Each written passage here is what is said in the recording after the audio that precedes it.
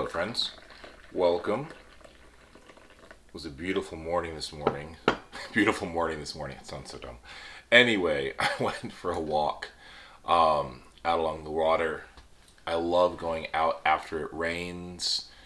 I was hoping it would be cloudier, but the sun is starting to come out. But I love the. Ugh. You know what? I can't talk today. Anyway, whatever. I went outside. I got some fresh air. That's what matters.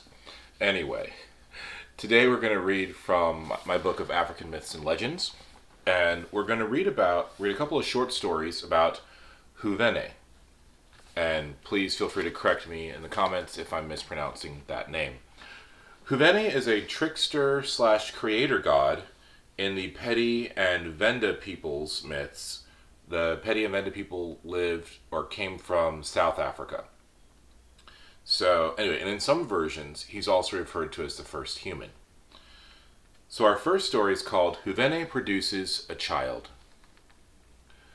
Of this legend, there are various versions, none apparently complete, but they can be used to supplement each other. One begins in a way which recalls the story of Muriel, only whereas Muriel cherishes a colocasia tuber, which magically develops into an infant. Huveane is quite baldly stated to have had a baby. The narrator seems to see nothing improbable in this, though Huveane's parents and their neighbors did, and no explanation is given of this extraordinary proceeding. But there is a story resembling this in which the result is produced by the boy having swallowed some medicine intended for his mother. Another version has it that Huveane modeled a baby in clay and breathed life into it. This may possibly have some vague connection with the idea of his having originated the human race. It may, on the other hand, be due to some echo of missionary colonial teaching. Either way, Huveane had a child. Huveane kept his child in a hollow tree, and stole out early each morning to feed it with milk before it was time for him to begin herding the sheep and goats. His parents noticed that he used to take the milk, and could not make out what he did with it. So one day, his father followed him stealthily, saw him feeding the child, hid till Huveane had gone away, and carried the baby to his wife. They then placed it among the firewood and other things stacked up under the eaves of the hut. When Huveane brought the flock home, he went straight to his tree and found no baby there. He went into the courtyard, sat down by the fire, where his parents were seated, and did not speak, only looking miserable. His mother asked him what was the matter, and he said the smoke was hurting his eyes. "Then you had better go out and sit somewhere else." He did so, but remained gloomy. At last his mother told him to go and fetch a piece of wood from the pile, which he did, and found the baby wrapped in a sheepskin and quite safe. His parents, relieved to find that he had recovered his spirits, let him have his way, and he went on caring for the child, whom he called Sememerwane Semetedi Eleteleli, one who causes much trouble. Interesting. This next story is called Huveane Plays Tricks with the Stock. His parents continued, however, to be uneasy. They could not understand how the child had been produced, and the neighbors, when the story leaked out, began to talk of witchcraft. Huveane did not trouble himself, but went on herding his father's stock and devising practical jokes to play upon him. When a ewe or goat had twins, which not infrequently happened, he took one of the lambs or kids and shut it up in a hollow ant-heap. In this way, he gradually collected a whole flock.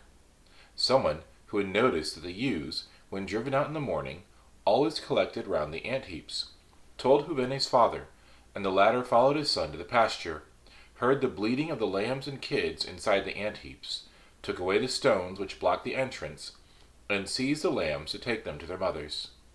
But as he did not know to which mother each belonged, the result was confusion, worse confounded. Huveane, exasperated beyond endurance, struck his father with the switch he had in his hand. No doubt this helped bring matters to a crisis.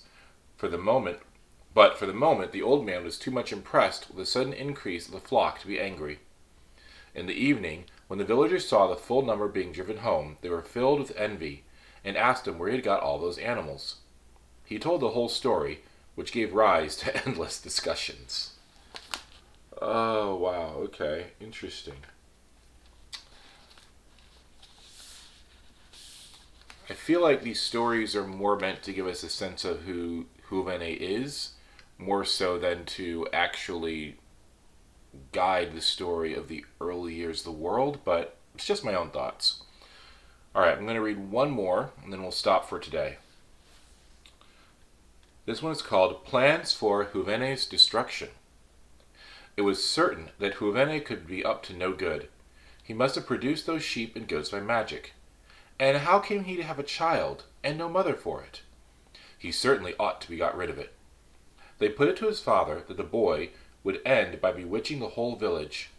They handed him some poison, and in the evening, when Huveane was squatted by the fire, his mother brought him a bowl of milk.